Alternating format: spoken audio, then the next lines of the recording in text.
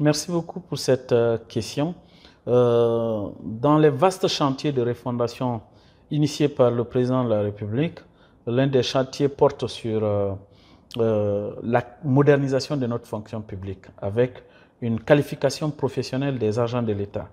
Et pour cela, il fallait se doter d'un outil pour former les agents de l'État à la notion de service public, à la notion d'administration publique et outiller les agents de l'État pour qu'ils soient plus performants à leur poste. Et c'est dans cette perspective que mon département a été instruit de construire et d'opérationnaliser une école nationale d'administration publique qui va être une école d'excellence.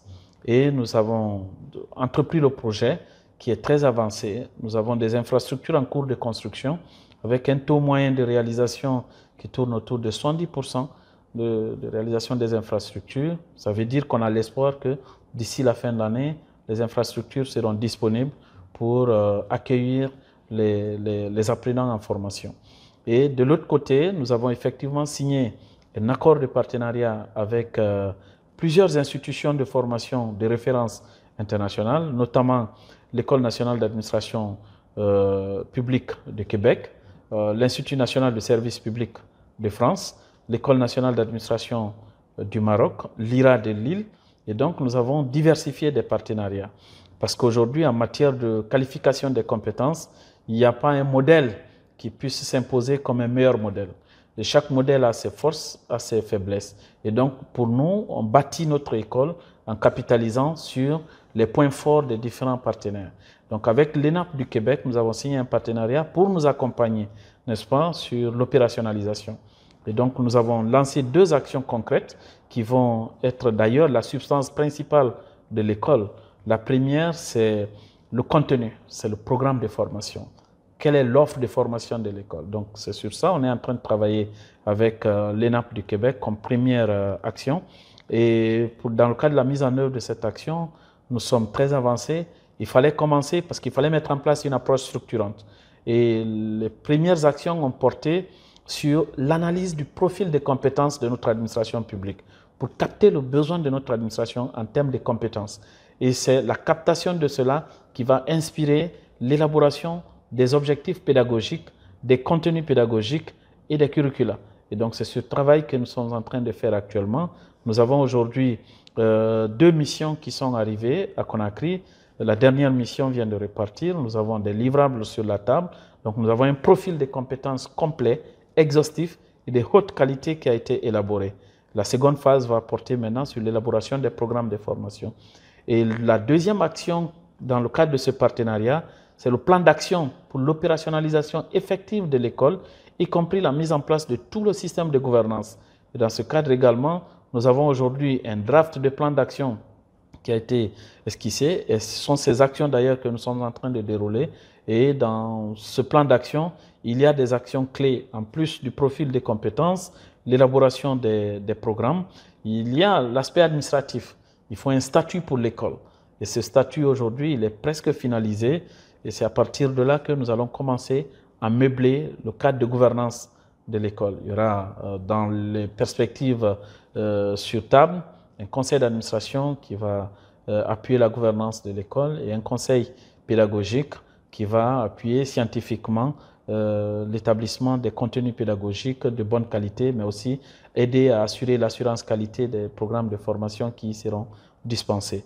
Il y a déjà beaucoup de réformes complémentaires qui sont aujourd'hui en train d'être intégrées dans ce projet. Vous savez, on a le projet du service militaire que nous avons initié pour tout nouveau fonctionnaire désormais qui s'engage à servir l'administration publique.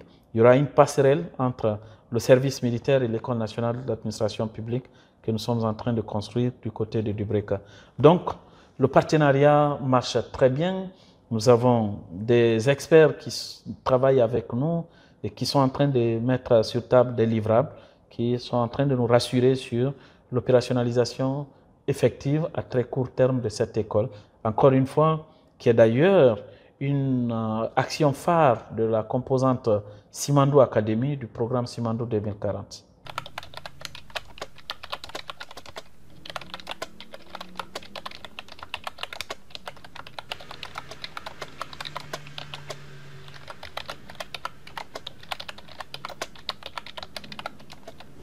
Alors, effectivement, vous posez une question pertinente. On peut agir sur la formation des cadres. On peut agir sur la modernisation de la fonction publique. Mais quand vous prenez la considération ou la définition de l'activité administrative en tant que telle, l'activité administrative relève de la famille d'activités de l'État. Donc, vous prenez l'analyse du point de vue architecture globale de l'État, vous allez vous rendre compte que nous avons l'État, nous avons le gouvernement, nous avons l'administration publique et nous avons la fonction publique. Nous avons fait un diagnostic pour regarder aujourd'hui le mode de fonctionnement de l'État, le niveau de fonctionnement et de performance de notre administration publique, qu'est-ce qui marche, qu'est-ce qui ne marche pas. Après cette analyse, nous nous sommes rendus compte qu'il y a de bonnes initiatives dans tous les départements ministériels, dans toutes les institutions de notre État, mais la plupart de ces initiatives, de ces réformes ne se parlent pas. Et donc, quand c'est comme ça, vous vous dites qu'il est important de se doter d'une orientation claire, harmonisée, pour faire en sorte qu'on crée la cohérence dans l'action globale qu'on mène. Et c'est pour cela que nous avons initié l'élaboration d'un programme de réforme de l'État et de modernisation de l'administration publique, conformément à la vision du chef de l'État et aux instructions de M. le Premier ministre, chef du gouvernement, qui est d'ailleurs le véritable maître d'ouvrage de ce chantier d'élaboration d'une vision de réforme de l'État et de modernisation de notre administration. Ce travail est en cours. Nous avons dit qu'il fallait approfondir le diagnostic et faire en sorte qu'on ait un diagnostic très exhaustif. Donc, on a recruté des experts. Nous avons une dizaine d'experts qui travaillent sur cette thématique. Comme vous savez, l'administration, l'État, ce sont des chantiers qui sont très divers.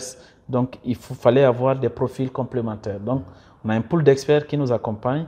Ils sont sur la première étape du travail, notamment le diagnostic. Il y a eu un diagnostic territorial. Aujourd'hui, nous sommes sur le diagnostic sectoriel. Il y a des ateliers qui se tiennent en ce moment même où je vous parle, qui sont des ateliers thématiques.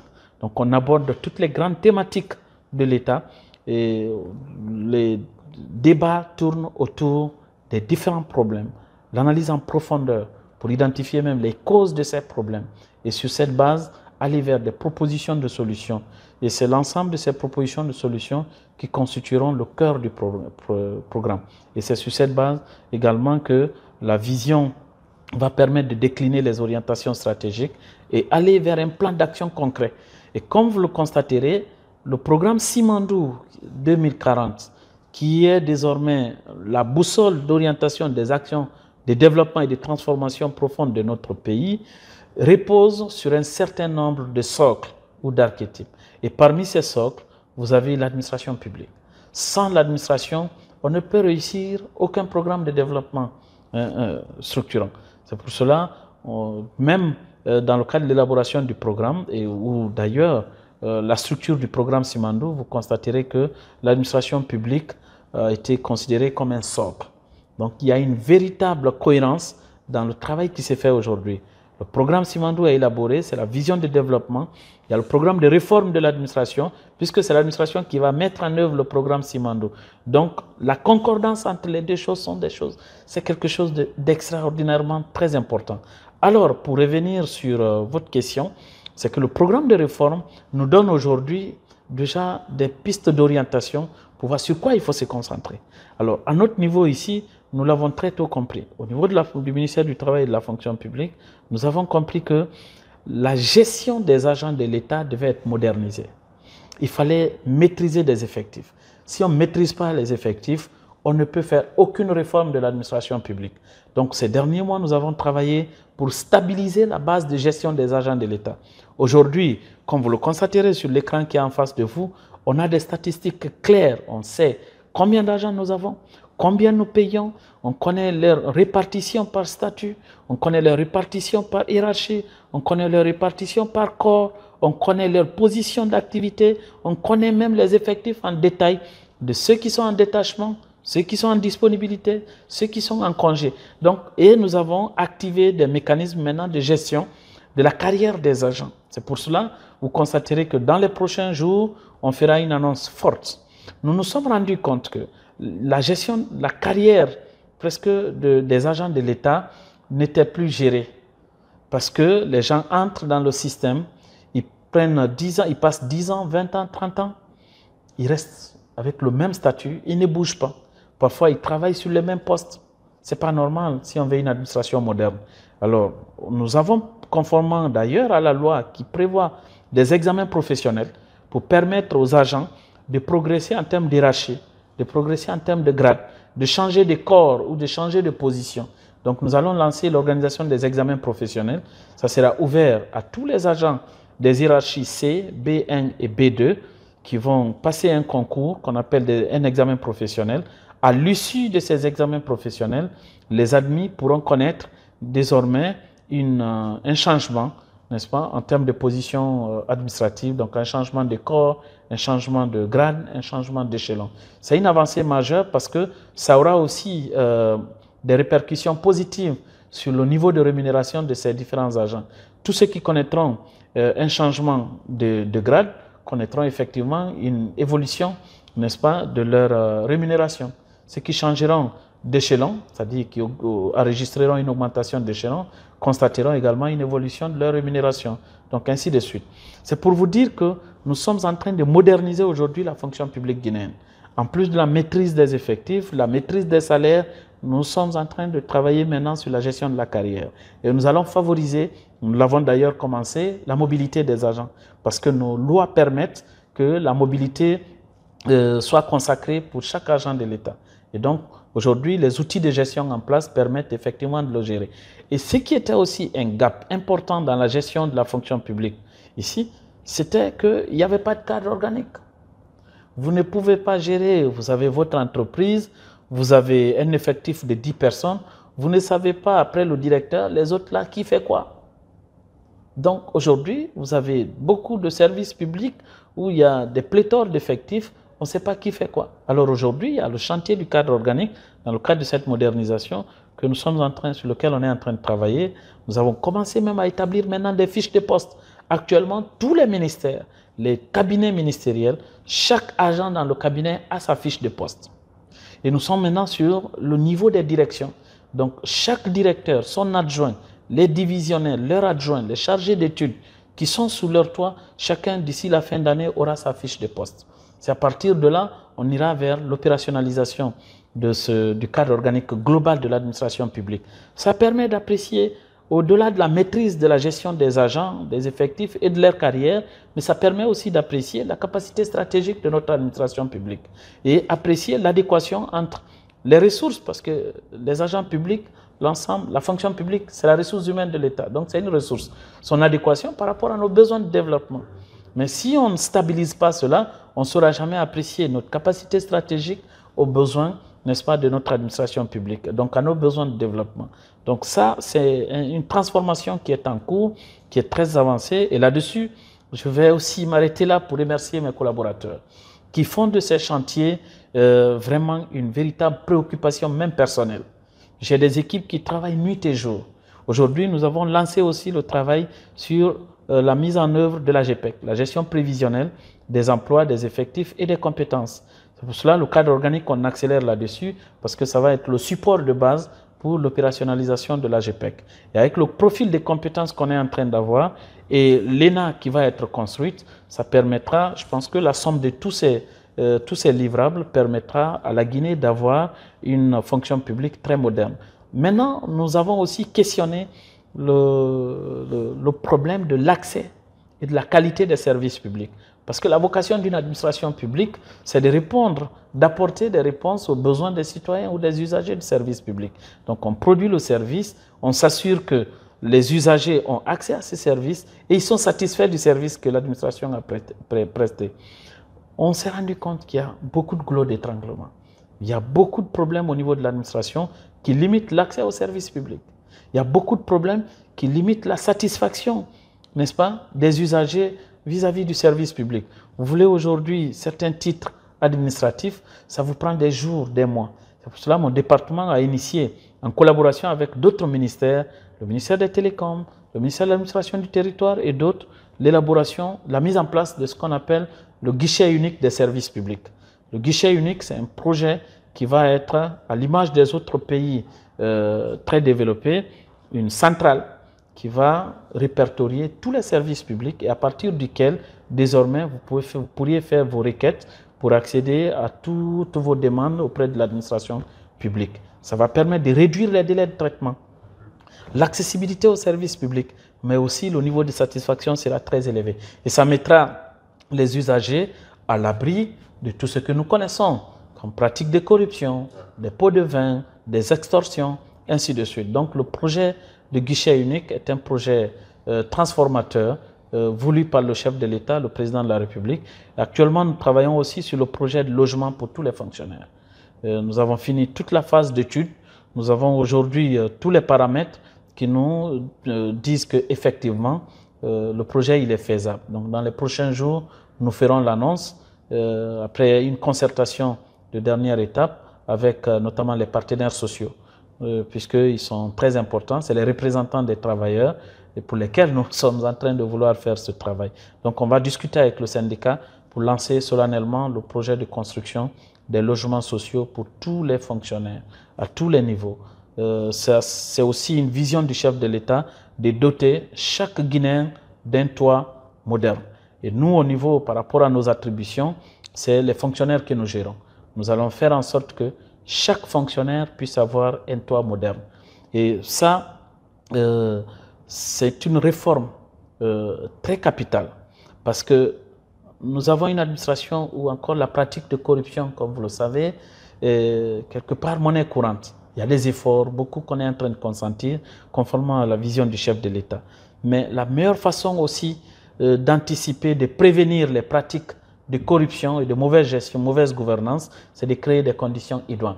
Les gens, quand vous leur demandez souvent pourquoi vous faites ça, ils se disent, bon, je me sens en insécurité parce que le jour où je serai à la retraite, je n'aurai pas d'abri. Donc je préviens ces jours-là. Mais si l'État garantit un logement déjà à un fonctionnaire, quitte à ce que le fonctionnaire lui-même, l'État crée des conditions pour que lui-même il finance son logement. Donc c'est le modèle sur lequel on est en train de partir. Donc c'est pour dire que désormais, nous allons lancer ce projet qui va être un projet important. Donc c'est une grande priorité au niveau de notre département ici. Ce sont des grandes actions sur lesquelles nous travaillons, en plus maintenant de la gestion courante. Et une belle innovation qui va arriver, c'est que dans la restructuration du département, on prévoit de créer une direction générale qui va désormais s'occuper uniquement du suivi de la qualité du service public en Guinée. Donc ça va répertorier tous les services publics, service de passeport, service de carte d'identité, service de licence, service ainsi de suite. Donc on va répertorier tout ça. Il y aura des indicateurs de suivi qui seront développés pour s'assurer sur chaque service public, est-ce que les gens qui doivent en être bénéficiaires, est-ce que les demandeurs accèdent à ces services? Quelles sont les difficultés qu'ils ont? Donc ça va permettre de générer des alertes et de créer, susciter le dialogue avec les services, les entités producteurs ou productrices de ces services pour faire en sorte qu'on améliore la prestation et à terme faire en sorte qu'on réduise le fossé entre le citoyen et l'État.